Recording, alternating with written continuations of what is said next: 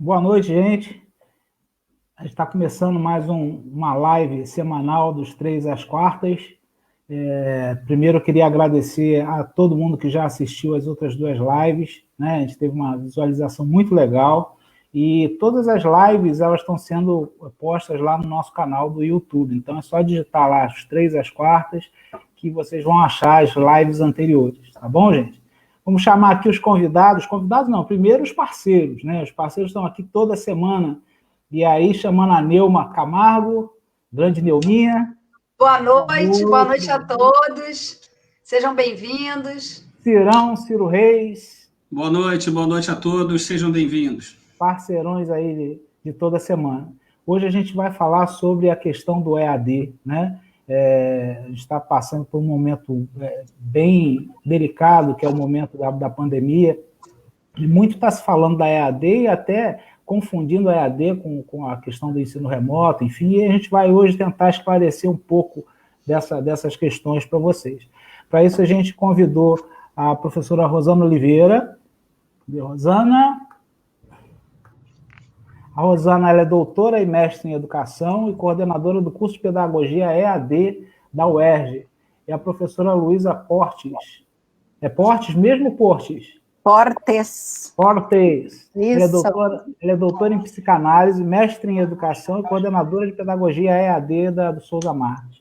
Então, muito bem-vindo, obrigado por aceitar o convite da gente de participar dessa live dessa semana. E a primeira consideração aqui, colocação que eu faço para vocês é o seguinte, assim, o que eu percebo do EAD é que existe uma percepção social muito negativa em relação a esse método, né? Muita gente ainda tem uma percepção, às vezes até equivocada, não sei, de que o curso é de qualidade duvidosa. Então, quando você fala assim, você fez o curso à distância, aí o cara já vira o olhinho, já vira a boquinha, com quem diz assim, curso à distância não tem qualidade. Então, assim, a percepção social que se tem ainda do EAD, vejo que é muito ainda dirigida para o lado negativo. Eu queria que vocês comentassem, falassem se isso é uma verdade e de que forma a gente pode mudar essa percepção. Palavras convidadas, fiquem à vontade. Obrigada. Começo? Eu? Começo ou você? Pode ser. Boa noite a todos. Eu agradeço muito o convite de estar aqui nesse momento com vocês. O que eu posso dizer em relação a essa sua colocação, Carlos, é que essa concepção, né, do ensino à distância, uma metodologia, né, de ensino, como algo de menor qualidade, eu creio que isso vem sendo ultrapassado. Tá? Eu digo porque não é uma novidade que existe, né, que o curso à distância existe, o EAD existe. Eu digo que, pelo menos, eu como experiência, há 11 anos, buscando entender essa lógica de ensinar. Eu, com uma experiência de mais de 20 anos do ensino presencial, agora, nos últimos 11 anos, também fazendo o ensino à distância. É fato que essa sua colocação da percepção social como o EAD, né, o ensino à distância com menor qualidade, em parte, eu até corroboro com essa ideia, porque a gente teve no início uma coisa muito, assim, muito solta, eu digo, larga escala, qualquer coisa servia, não é o que acontece com os cursos de graduação. Os cursos de graduação e os cursos de pós-graduação, eles são tremendamente regulados pelo MEC, exige, eu digo, tem uma exigência muito grande em relação a esse corpo docente, tanto que é marcado no corpo docente, nós chamamos professores tutores, né, na nossa estrutura. Eu trabalho em 2 instituições de ensino superior com essa modalidade, né, de ensino. Então, no curso, por exemplo, que eu coordeno, os professores são mestres e doutores, em algumas áreas específicas e especialistas. Então, a mesma exigência para o profissional que vai atuar como professor tutor, que a gente tem para o curso presencial, é a mesma exigência para um professor tutor do curso à distância. Tá? Então, são coisas distintas. A gente tem que pensar que existem cursos, né, de extensão, cursos livres, que para mim também tem que ter muita qualidade, mas Não vou falar pela realidade, eu falo da realidade que eu conheço. E existem cursos, né, de graduação e os cursos de pós-graduação, tanto stricto sensu como lato sensu, e com altíssimo, eu digo, nível de qualidade. Então, há de se ver também quem está oferecendo essa modalidade de ensino. Quem organiza essa modalidade de ensino? Não é assim, Rosana? Eu acho que eu quero dividir com você também um pouco, porque a gente está aí, né, militando com coordenação, então eu acredito que você também tem aí, óbvio, com certeza tem, eu conheço de perto o trabalho da UERJ, eu sou ex-UERJ, lembrando aqui, então, eu sei da qualidade do trabalho de lá, tá? Eu bebi na fonte para estar hoje, né? Vamos dividir um pouco, né, essa nossa conversa, mostrando um pouco dessa realidade da educação à distância no Brasil. Eu acho que tem essa premissa que você traz, a questão da baixa qualidade. Eu concordo com a Luísa que isso tem a ver um pouco com a origem, que a gente hoje tem desconstruído de alguma forma, e eu diria, não só pela questão que a Luísa traz, que é a formação dos professores que atuam, que a exigência é a mesma, ela está correta, mas eu acho que quem mais diz sobre a qualidade dos cursos são os alunos que se formam nesses cursos. São eles que vão nos dizer e nos informar sobre essa qualidade dos cursos. Então, eu vejo que os alunos, a gente trabalha já desde 2003, né, que a Faculdade de Educação oferece o curso de pedagogia, então lá se vão 17 anos, né? Eu entrei para a UERJ em 2004, e a minha história na UERJ, ela se confunde um pouco entre o curso presencial e a distância, com diferentes atribuições, mas eu acho que, ao longo dos anos, essa ideia da qualidade foi sendo desconstruída, porque os alunos, eles, no nosso caso, que a gente oferece, né, cidades no interior do estado, eles são muito bem colocados profissionalmente dentro dessas cidades. Então, são os que ocupam cargo ainda fazendo curso de graduação como estagiário, depois, no caso de pedagogia, serão os professores que vão ser aprovados nos concursos. Então, acho que a gente, sobre a qualidade, os alunos vão dizendo muito sobre isso. É preciso a gente também entender que, ao longo dos anos, a qualidade dessa comunicação também melhorou muito, né?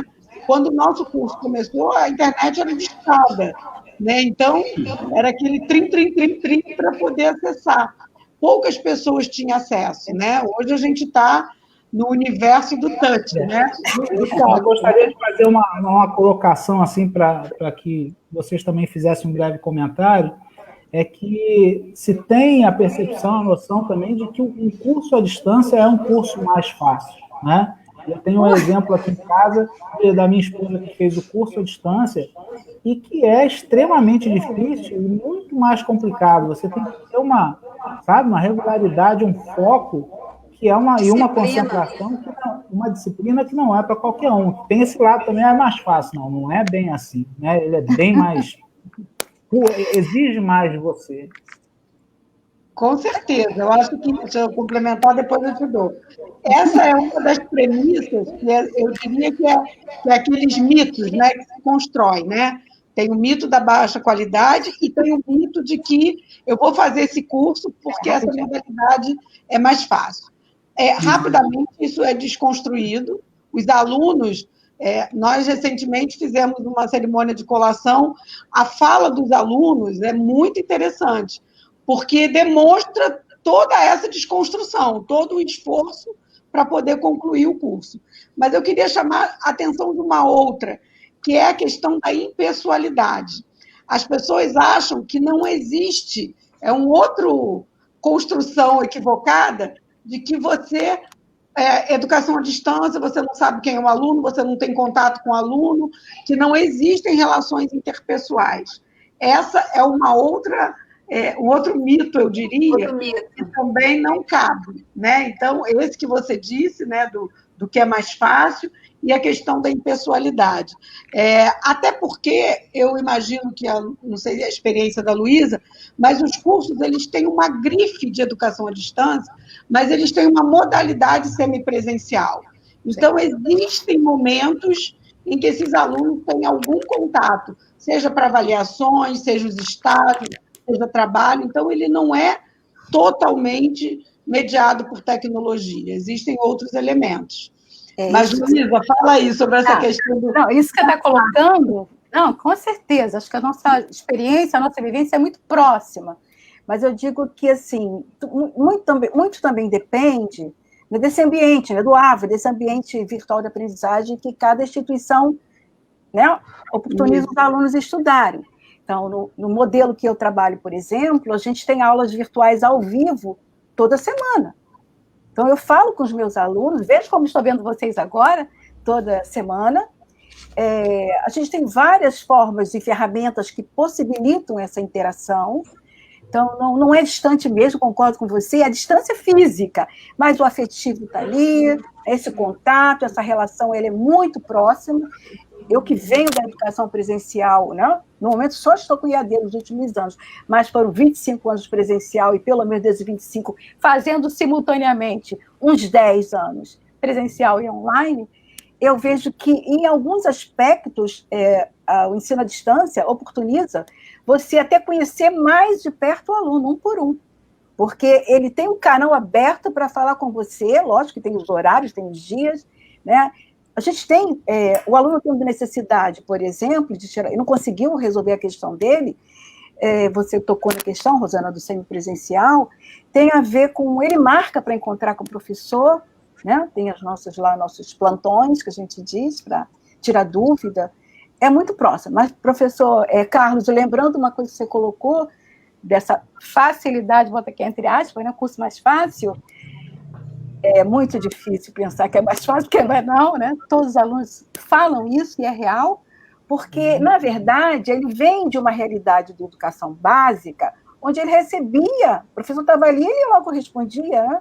Então, a gente acaba buscando e desenvolvendo outras competências, porque ele agora ele tem que buscar, ele tem que se entregar, na verdade, ele tem que ser protagonista do processo de aprendizagem dele. O professor está ali ajudando, mediando, pensando em estratégias, eu acho que mais à frente a gente até vai tocar mais nisso, mas a modalidade à distância, ela exige mesmo muita disciplina. Para mim, a palavra-chave é essa. Você tem que ter um horário para isso, é como, sabe, minha aula online é todo dia, ou no dia X eu dedico 2 horas, no dia Y eu vou dedicar X tempo. Ele tem que, de fato, seguir todo aquele processo que foi pensado, planejamento, a gente faz planejamento, né, para que ele possa dar conta daquele processo em tempo hábil. Não adianta juntar tudo, eu vou correr para estudar num dia só, porque aí não constrói. Não, né? consegue. Não consegue dar conta. Eu acho que na medida em que a sociedade se depara com novos desafios, né, impostos por esses avanços que a era digital apresenta para a gente, há todo um novo processo de aprendizagem que vai se instalando. Né? Então, eu acho que os mitos que a Rosana trouxe, as questões que a Luísa está colocando, até o próprio questionamento do Carlos vem muito em cima dessa questão desse processo de aprendizagem, dessa adaptabilidade, né? E consequentemente, uma nova mudança de paradigma na forma de ensinar e na forma de aprender. Né? Porque não é uma quebra de paradigma só para o professor, né? É uma quebra de paradigma também para esse aluno que está se inserindo ou mergulhando, né, nesse aprendizado à distância.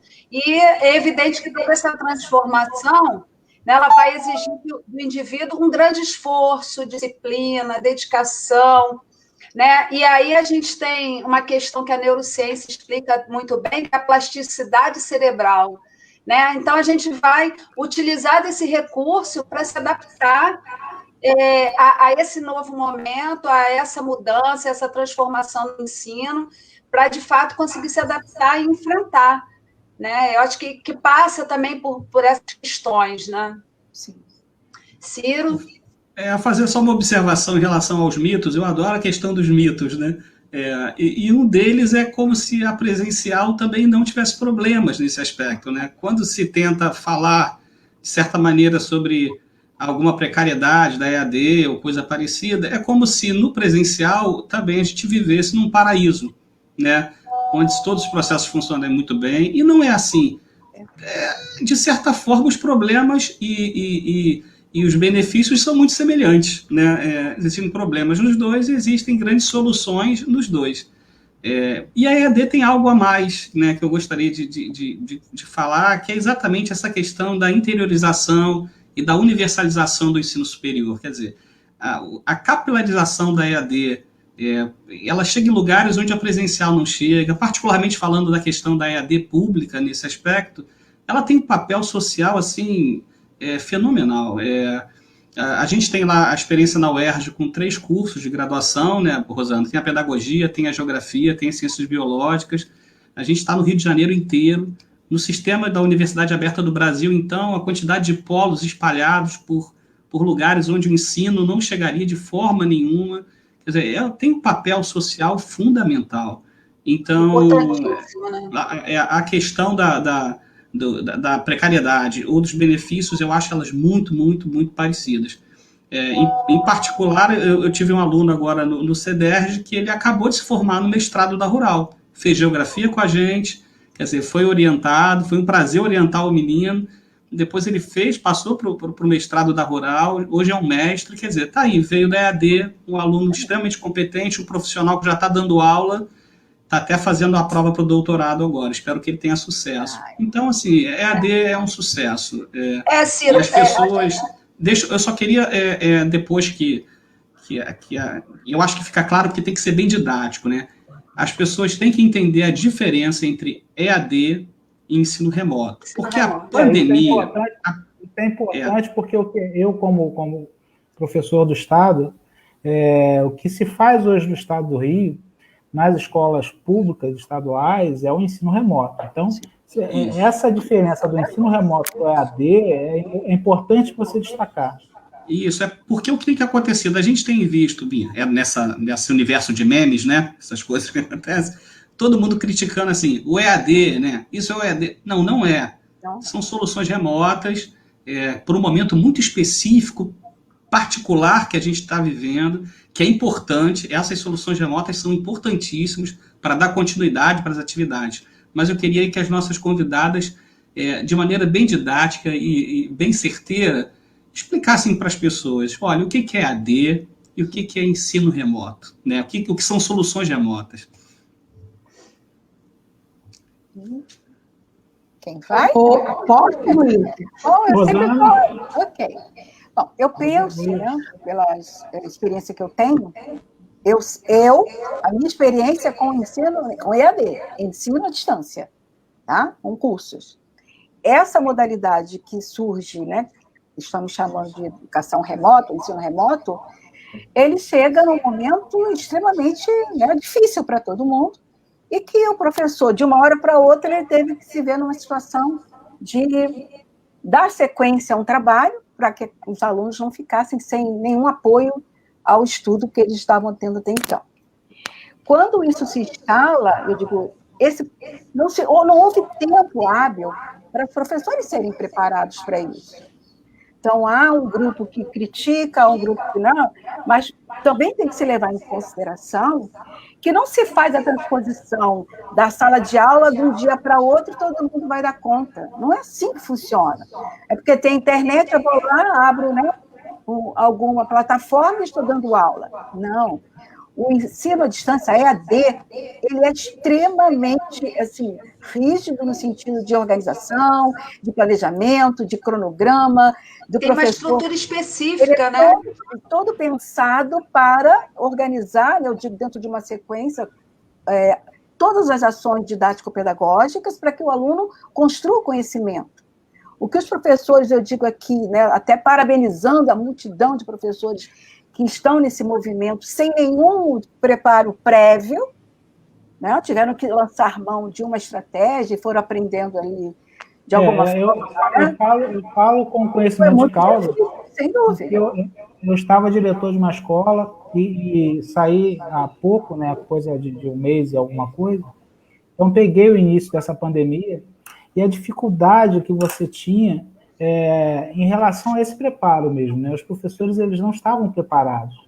A coisa caiu no colo e eles tinham que ter solução para essa situação. Então, realmente foi muito complicado. E ainda tinha uma outra questão, tinham professores que já eram professores, que já estavam quase ali se aposentando e tudo, que não tinham nenhuma relação íntima com a questão da tecnologia.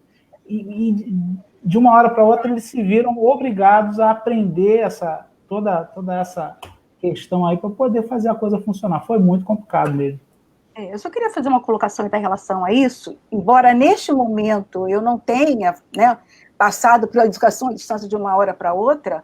Eu me lembro quando eu comecei meu processo lá em 2010, 2009, como foi difícil entender a lógica do ensino à distância. Eu trabalhava com a graduação presencial, né? Lógico que na instituição que eu trabalho ainda, né? Trabalhei agora estou em outra instituição. Houve todo um preparo, cursos de treinamento, como se faz a mediação, conhecer o ambiente. Houve, assim, nós tivemos um semestre inteiro de treinamento antes de começar, de fato, a atuar. Porque se você não conhece o ambiente, dependendo de cada instituição, vai oportunizar, né, ferramentas diferenciadas. Então, primeiro, o professor precisa conhecer, precisa entender como é que funciona. Eu assumo isso, eu já falei numa outra live que eu fiz final do mês passado. Foi muito difícil, eu já tinha mais de 20 anos de carreira. Eu sou uma razoável usuária da tecnologia, até acho. Nós somos analógicos ainda, né? Exatamente. Olha a formação, né?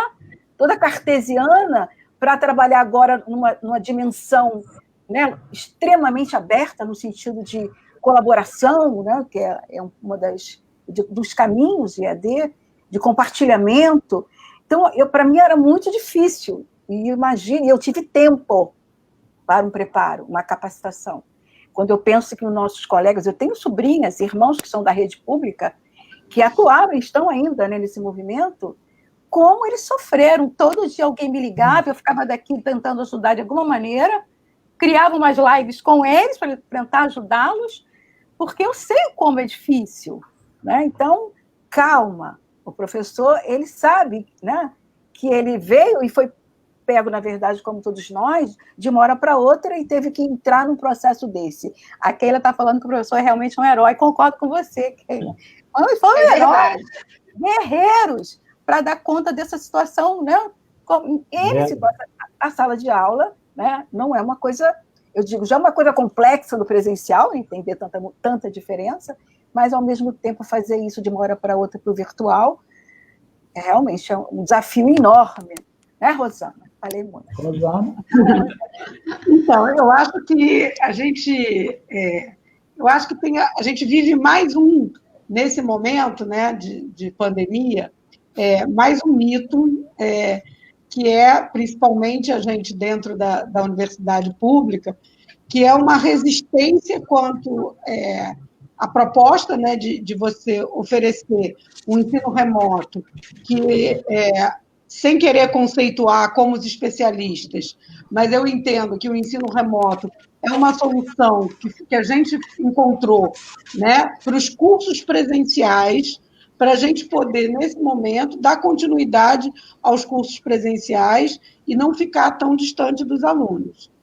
O ensino à distância, de que a gente está falando e de que a Luísa fala e que nós temos, ele é uma modalidade que foi estruturada para tal.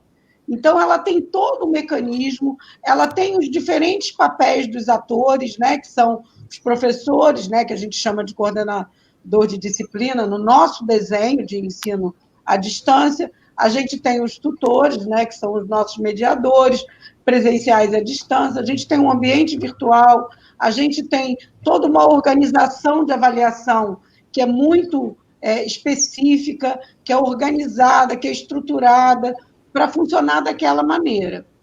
E o ensino remoto, ele, como a Luísa trouxe, ele pega todos de surpresa, né? E pegam professores que não foram preparados e pegam estudantes também que não fizeram, né? Não optaram por um curso à distância.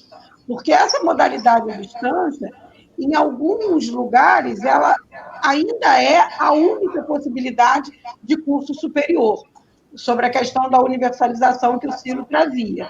Mas, em alguns lugares próximo aos grandes centros, né, como próximo ao Rio, ele é uma opção. Então, a pessoa pode escolher um curso à distância ou um curso presencial. E, nesse momento, o ensino remoto são estudantes que escolheram fazer o ensino presencial. Então, a gente está usando as ferramentas possíveis, né, o conhecimento possível, mas eu acho que também esse momento traz um importante alerta. Como eu já estou há bastante anos, né, nessa frente, eu dizia alguma coisa já há alguns anos atrás, que eu achava que a gente teria um momento que não existiria essa diferenciação entre presencial e a distância, onde a gente teria os cursos, onde eles teriam mais peso para um lado ou mais percentuais de carga horária para outro, né? Um pouco assim. E eu acho que a gente identifica, nesse momento, o quanto estamos todos despreparados para um universo. Mesmo o suposto aluno nativo digital, né, que tem um pouco mais de conhecimento, ele está familiarizado com as redes sociais, ele está familiarizado, né, com o WhatsApp, mas estar dentro de um ambiente virtual, que é uma sala de aula, ele não necessariamente ele não domina. Oi, Nelma?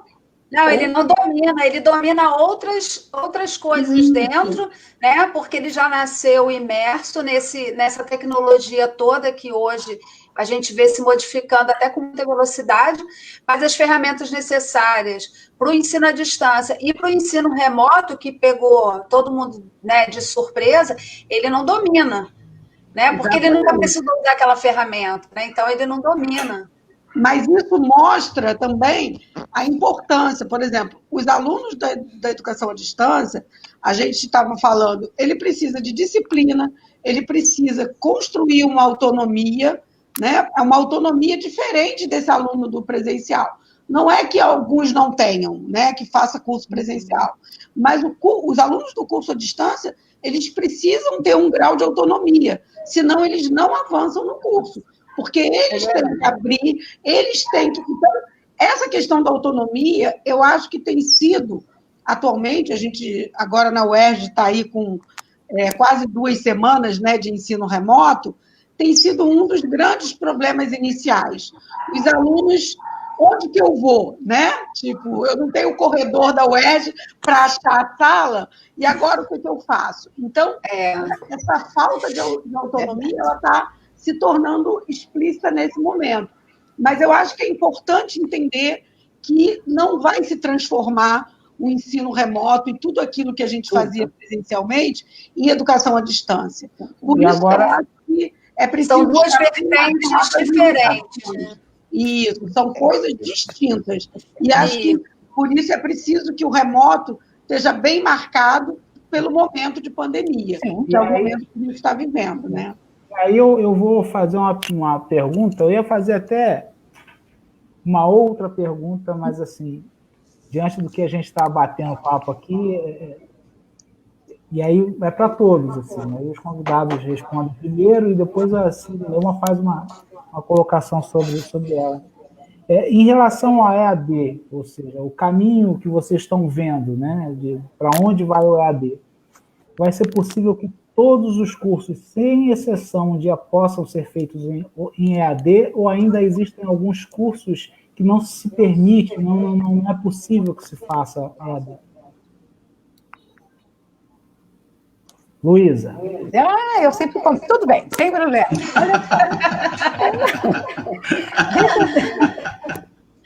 Mas eu sou assim mesmo, sabe? Eu sou meio... No momento, a gente tem uma regulamentação do MEC muito severa e alguns cursos, segundo a legislação, eles não podem ser ofertados na íntegra online. Tá? Há aquela possibilidade de uma parcela da carga horária, no início eram 20% da carga horária, agora está se estendendo até 40% da carga horária do curso, com disciplinas na oferta, podem ser ofertadas na modalidade EAD.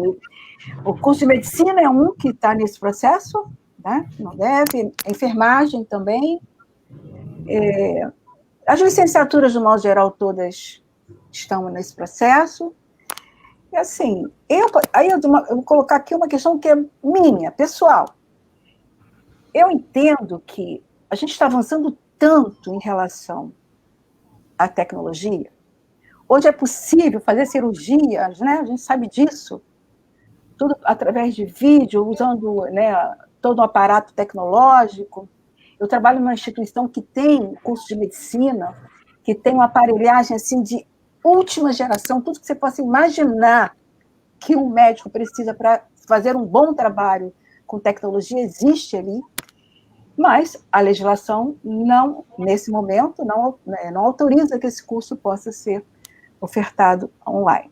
Então, pensando como o Carlos está provocando, essa pergunta é uma provocação, até porque a gente sabe que as coisas vão se alterando aos poucos, né?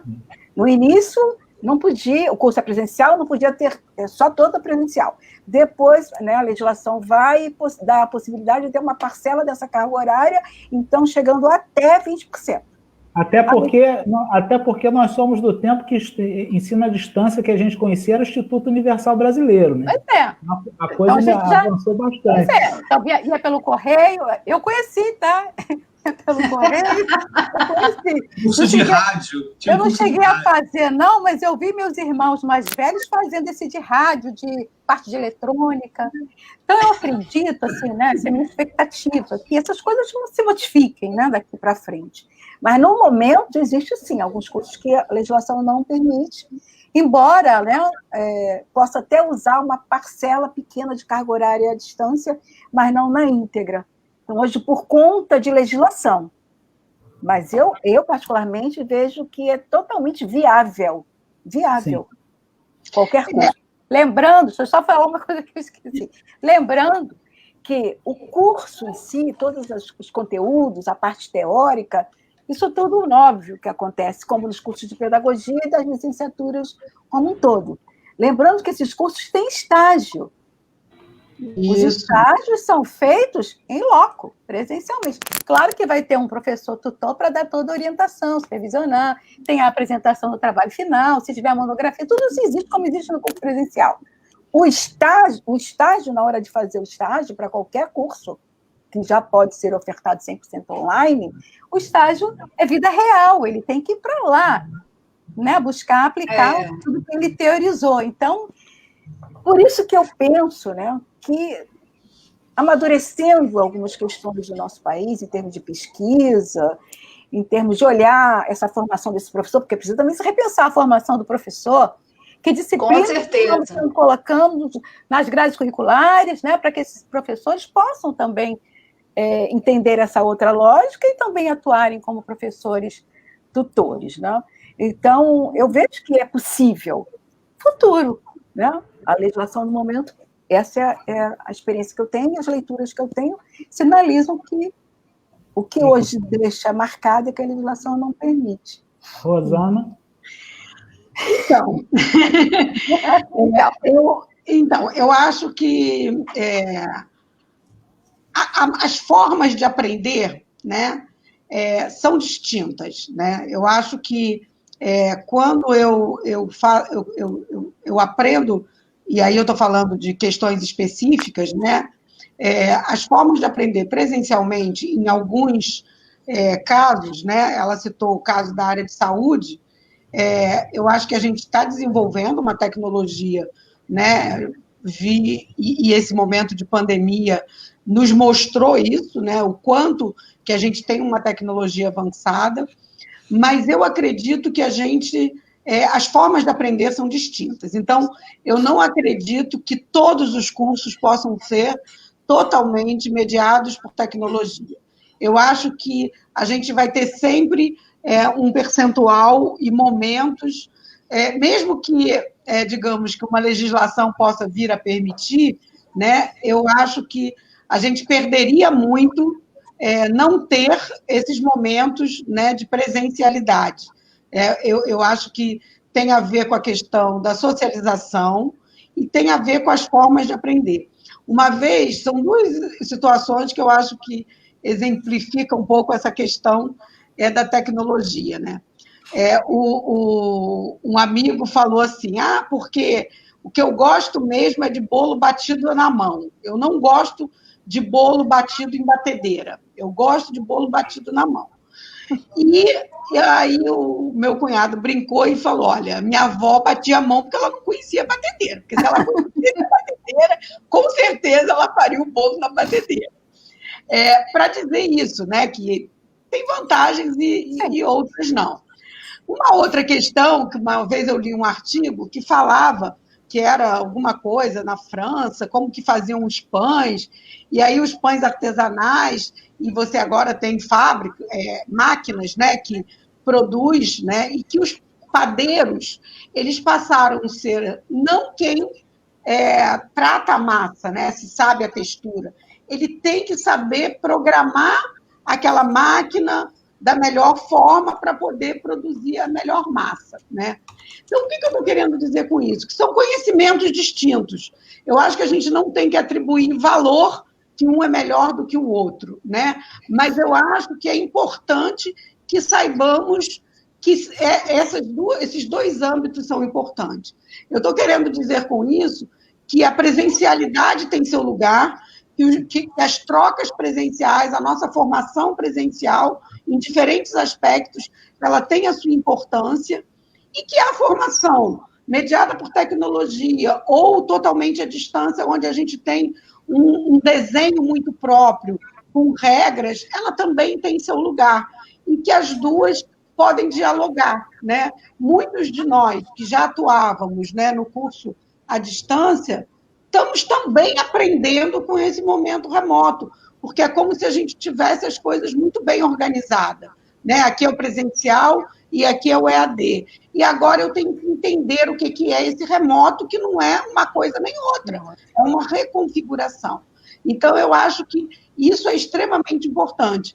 Eu acho que cursos totalmente à distância são possíveis, mas eu acredito que a gente, como humano, a gente vai sempre ter um percentual de presencialidade para trabalhar diferentes relações, seja entre nós, seja com as próprias máquinas, objetos, né?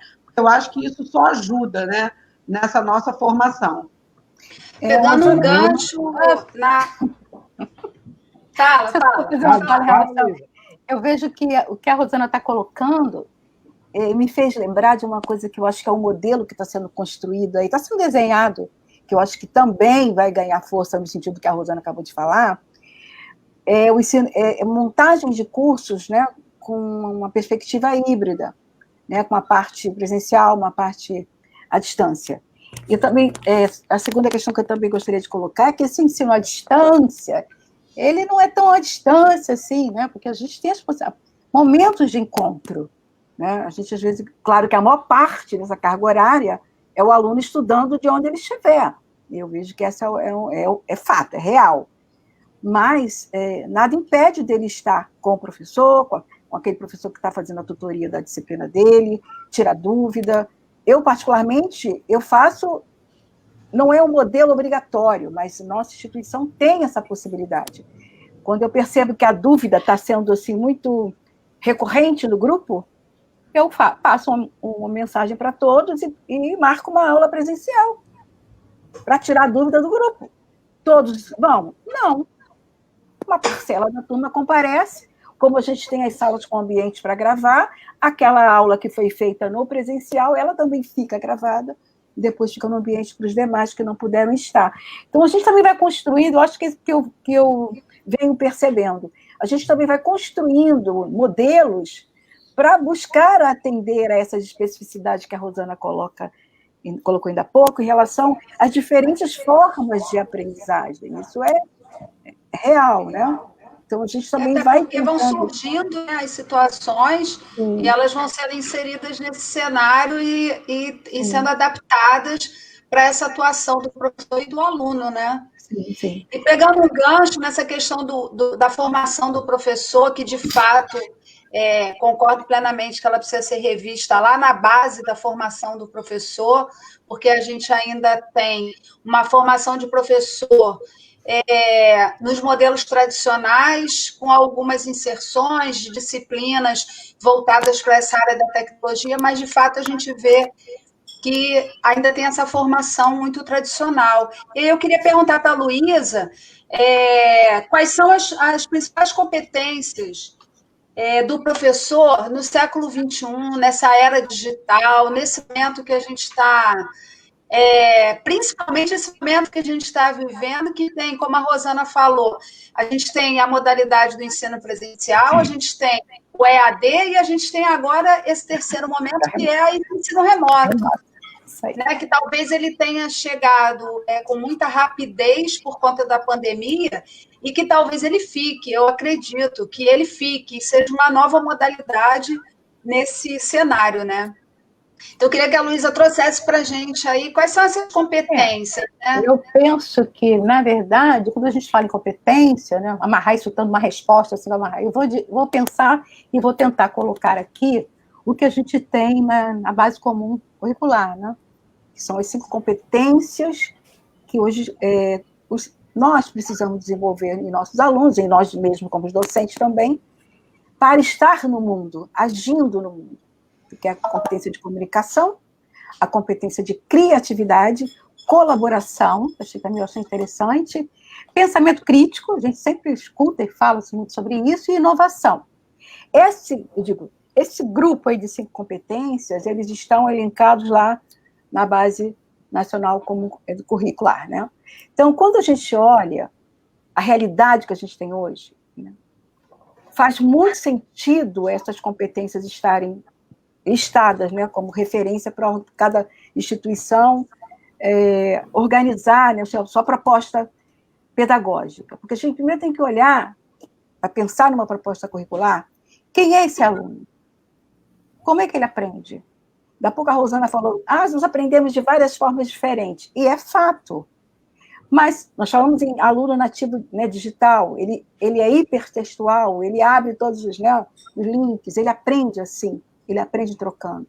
Quando a gente pensa para o professor, por exemplo, né, da contemporaneidade, na competência de comunicação, ela é fundamental, porque ela é a base do trabalho do professor. Nós estamos aqui num processo, né, de interação e de comunicação.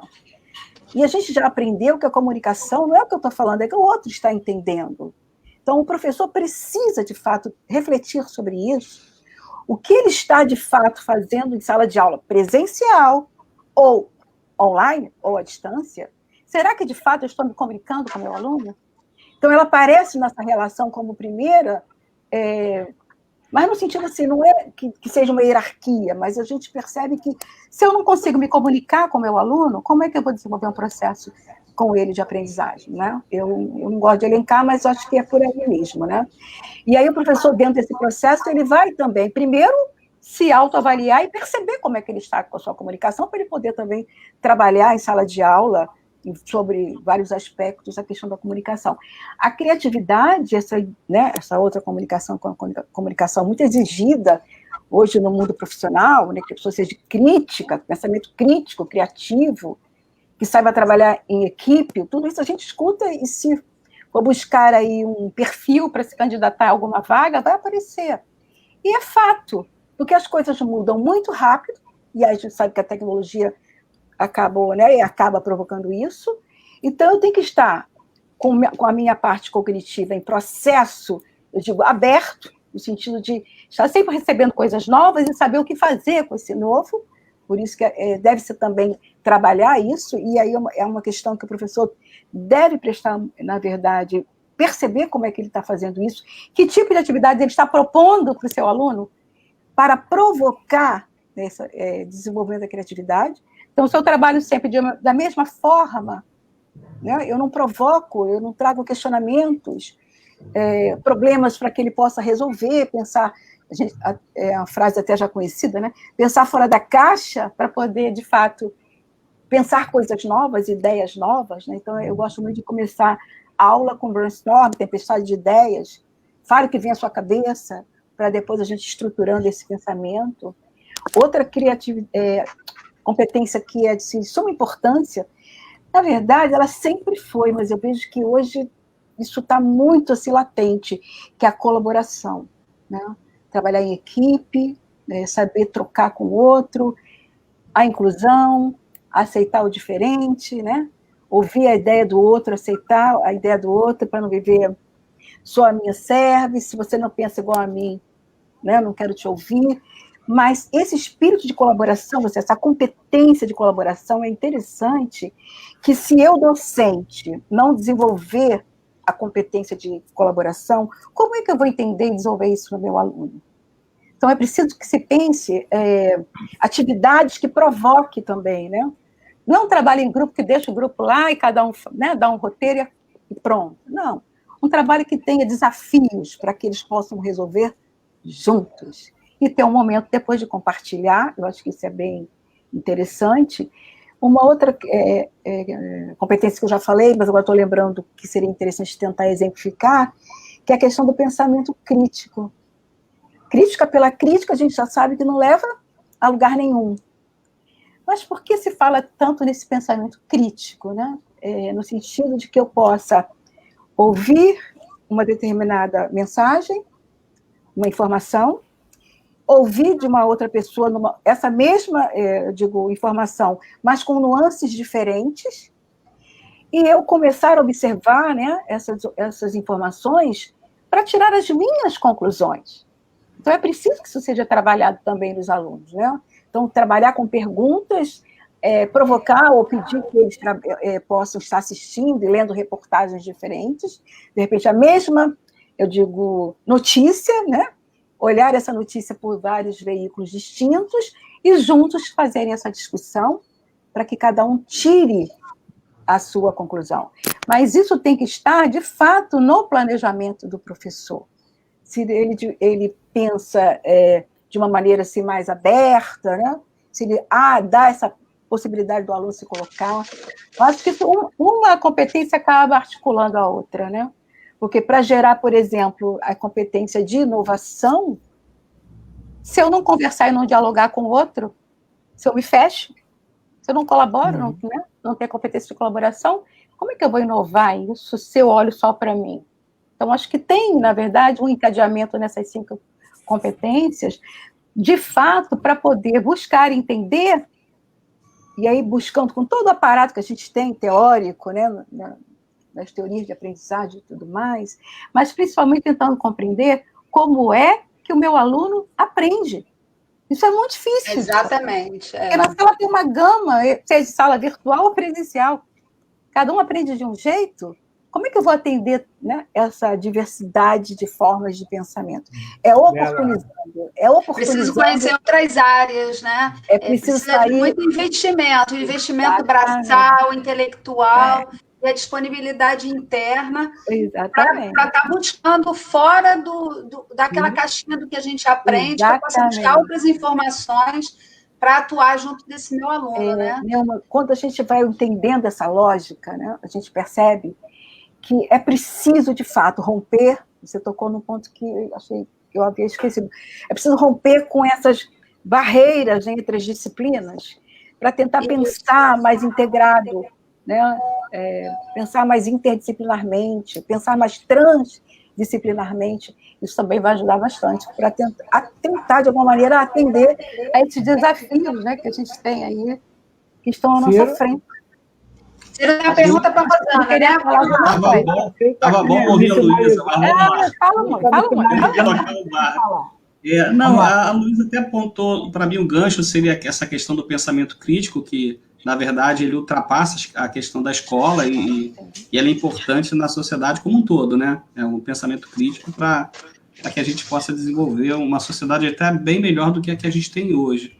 Eu queria fazer uma pergunta para a Rosana, aquelas perguntas de almanaque, Rosana é uma amiga da UERJ, quer dizer, Rosana é coordenadora do EAD da UERJ, né, do núcleo de EAD da UERJ, e ela compartilha comigo as angústias desse processo, que eu sou coordenador do UAB. Então, é muito comum, por exemplo, 8 horas da noite, 9 horas da noite, 10 horas, sábado, estarmos trabalhando, né?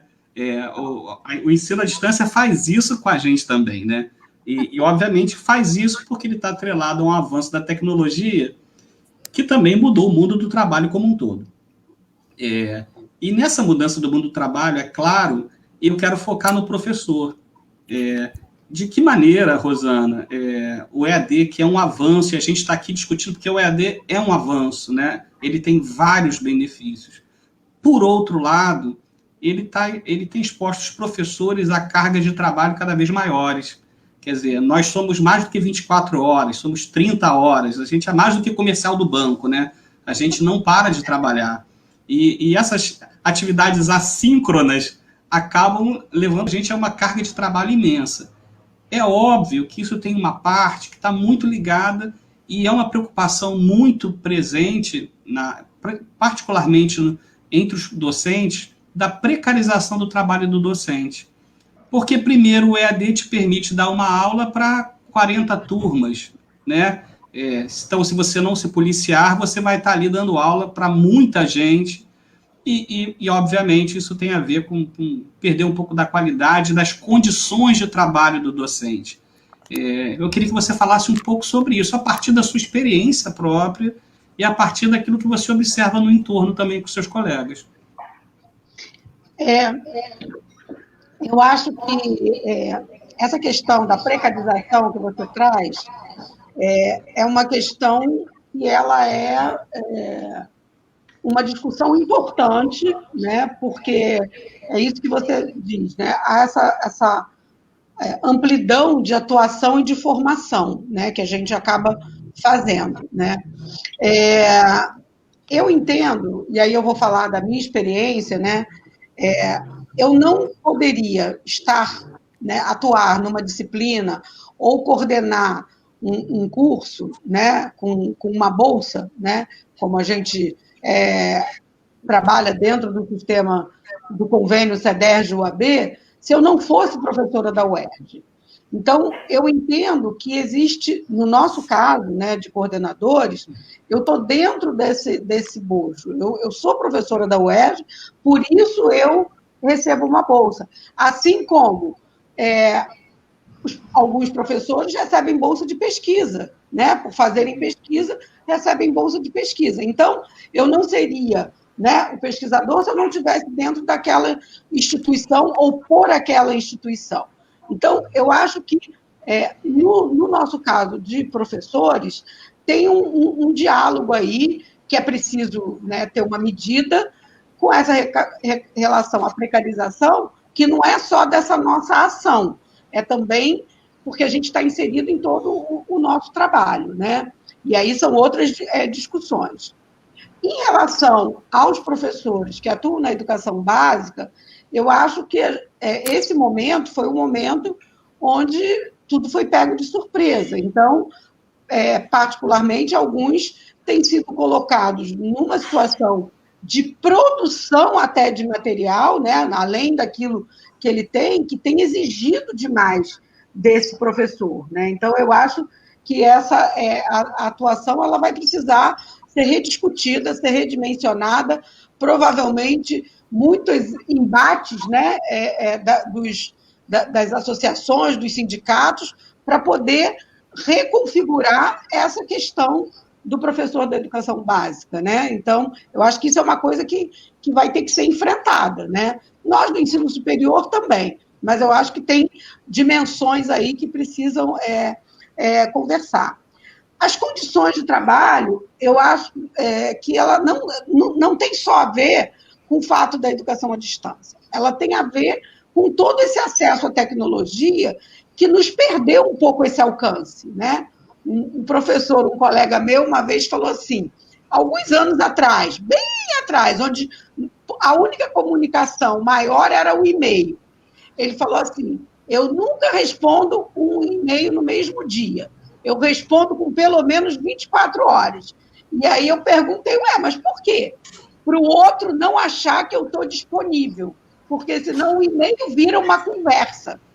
E ouve, é o que acontece, né? Assim, eu estou aqui conversando com vocês, está chegando trabalho pelo Zap. Eu estou aqui, né? A gente está trocando, de certa forma é um prazer conversar, mas não deixa de ser um trabalho. E as outras coisas estão chegando pelo Zap. As pessoas estão falando, eu preciso falar com você.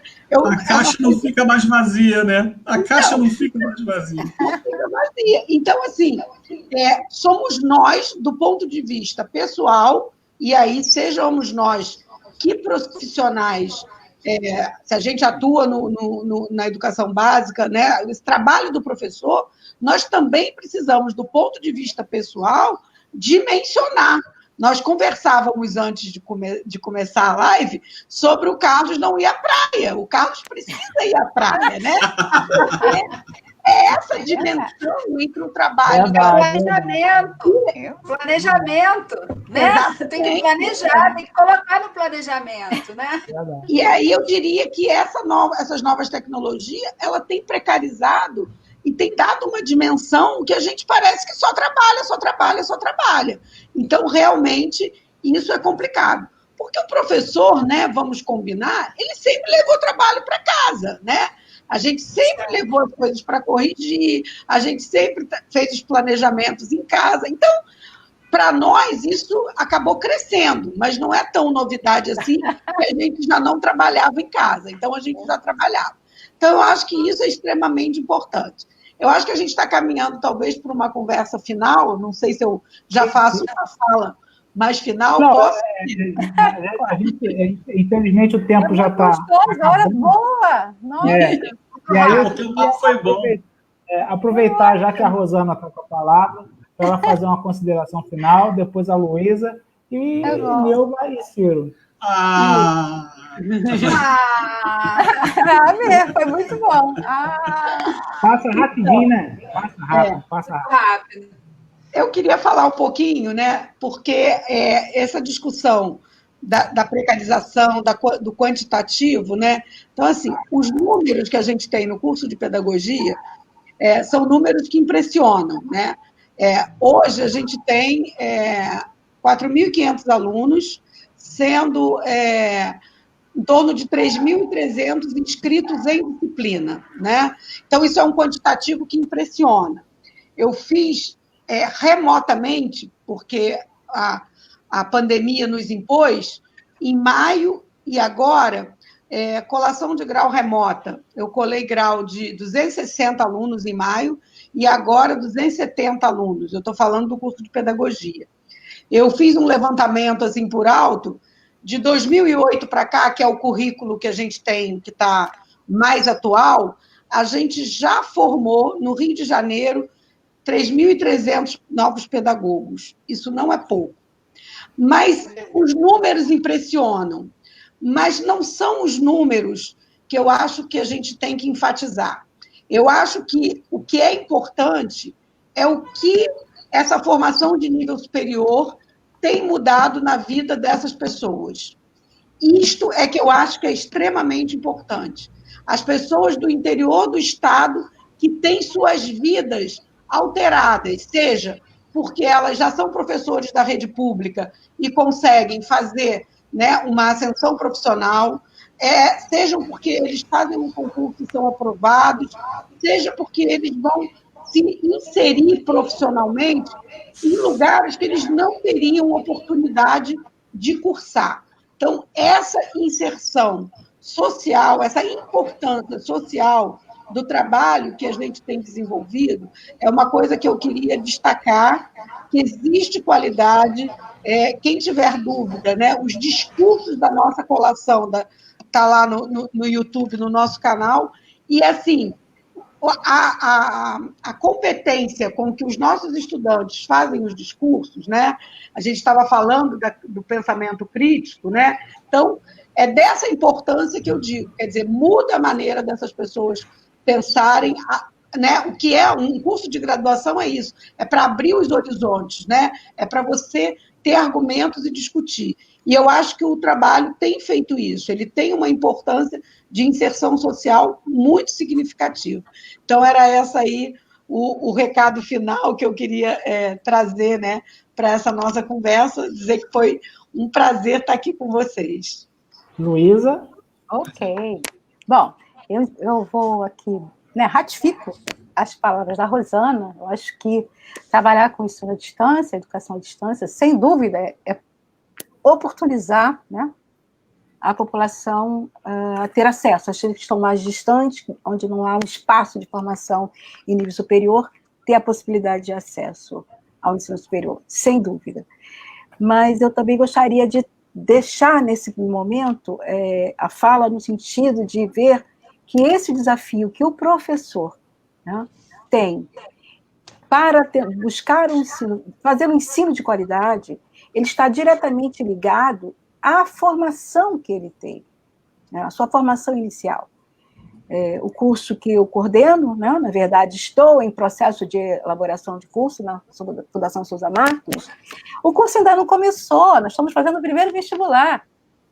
Eu estou lá há 2 anos, você tem mais 2 anos trabalhando para estruturar o curso. Ele foi pensado com muito cuidado, com muito critério. Nós buscamos olhar, assim, passo a passo, a análise da realidade, o que, de fato, a gente, né, pensando nesse professor que vai estar agora no mercado, as disciplinas de toda da área de tecnologia, a parte de educação financeira, que a gente sempre pensa que esse professor também precisa ter essa formação. Então, a gente, com muito cuidado.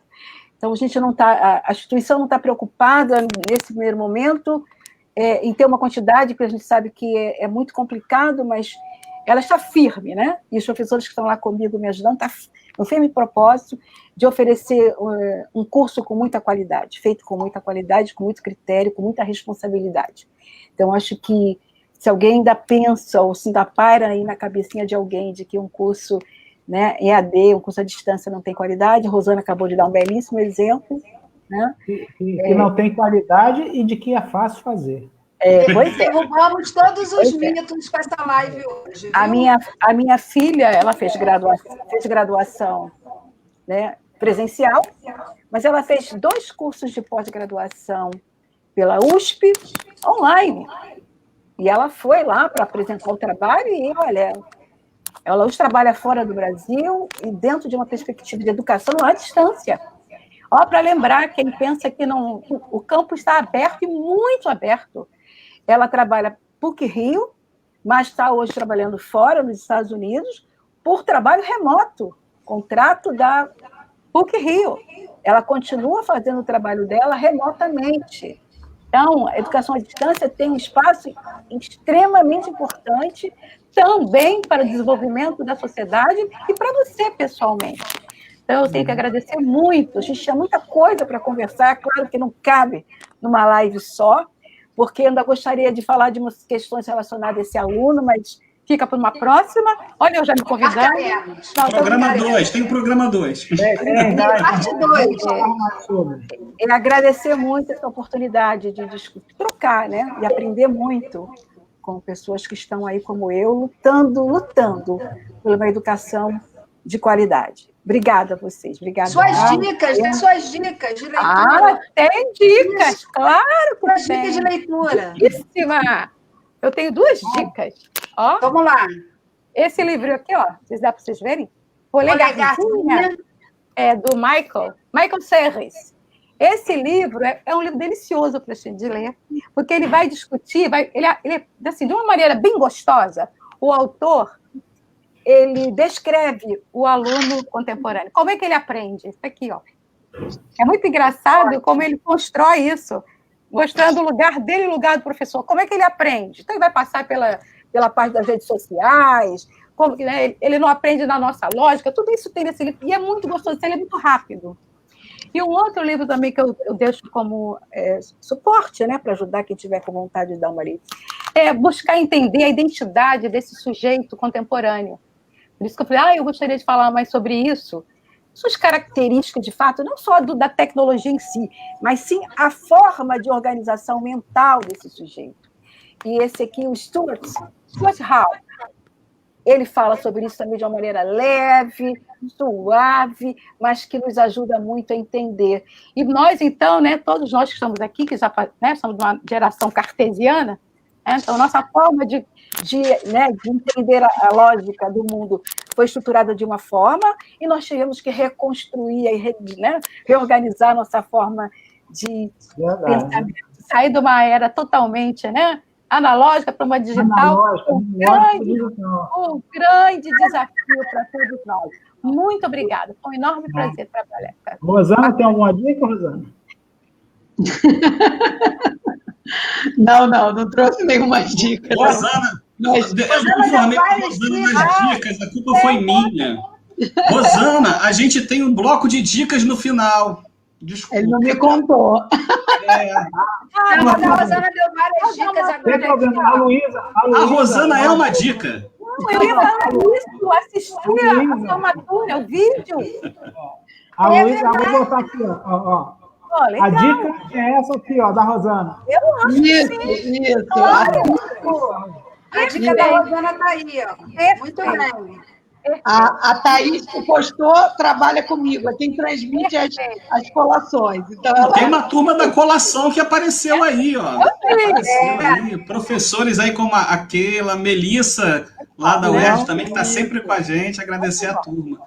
Deixa eu fazer só a minha parte final. Primeiro, agradecer a Luísa, prazer, Luísa, conhecê-la, foi ótimo ouvi-la. Né? Eu acho que foi ótimo, esclareceu, as pessoas precisam entender essas diferenças e vocês foram muito claras nesse projeto. A Rosana, conheço sempre, um prazer tê-la aqui, a gente está sempre conversando e trocando muito. E dizer que essa parte da EAD tem uma parte muito, muito importante, que particularmente naquilo que a gente tem na UERJ, na UAB e no CEDERJ, ela é para a formação de professores. Né? Ela está umbilicalmente formada para a formação de professores. Então, ela é essencial nesse processo. E eu tenho um desafio particular, que eu quero fazer uma pequena propaganda lá para todo mundo. A gente vai fazer a Semana de Iniciação Científica da UERJ. Apesar de tudo, de todos os contratempos, obstáculos, a gente vai ter uma CEMIC totalmente virtual. Vai ser um desafio, né? E a gente vai tentar colocar isso no ar e já estamos convidando todo mundo para participar de lá. Rosana, obrigado. Luísa, obrigado. Neuma, como sempre, bom te ver. Carlos. Até a próxima. Até a próxima. Obrigada, Rosana, pela participação. Adorei você trazer a experiência da UERJ. Estou como aluna da UERJ, curso de filosofia, então faço muito orgulho de fazer parte da família UERJ.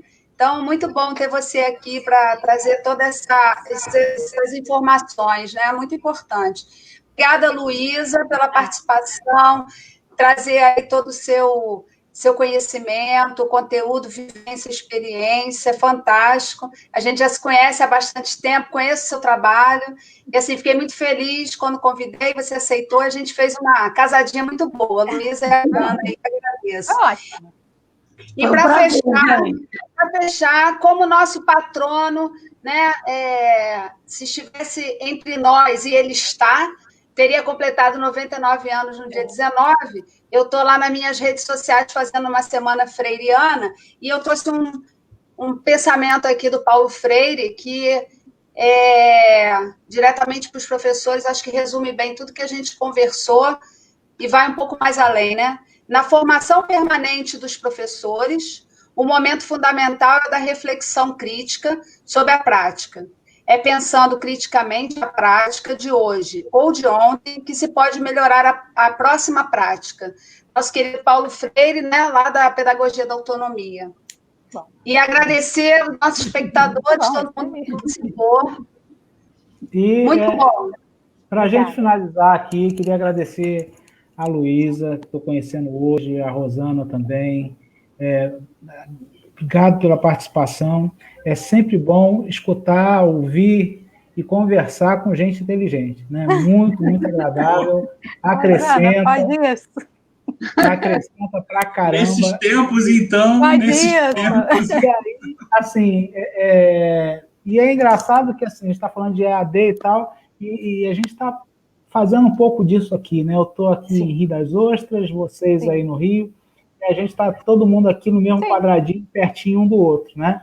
Então, assim, agradecer a presença de todos e eu acho que é uma discussão que a gente acabou quebrando alguns mitos, né? Que isso é importante, porque quando eu levantei aquela questão, é uma questão que realmente as pessoas, algumas ainda falam sobre esse ponto, de que o EAD ele não tem um valor como é o presencial, ou que o EAD é muito fácil, e a gente sabe que não é.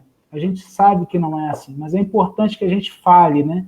É importante que as pessoas que fazem esse processo, que estão produzindo isso, divulguem que a coisa não é como se pensa e como se fala. Então, eu queria muito agradecer vocês, agradecer mais uma vez Neumo e Ciro, os companheiros de toda semana, e semana que vem a gente vai falar sobre Setembro Amarelo. A gente vai ter 2 convidados também, a gente vai bater um papo sobre esse assunto, que também é muito importante. Gente, uma boa noite para todos. Boa noite. E uma boa semana. Nossa live vai ficar lá no canal do YouTube, né? 3 páginas, nossa live está lá. Daqui a pouco dá um like lá, né? Dá um like lá. Isso. Se inscreve, faz festa lá pra gente. Um abraço para todos. Vou sair do ar, mas vou falar com vocês, tá bom? Tchau. Tchau.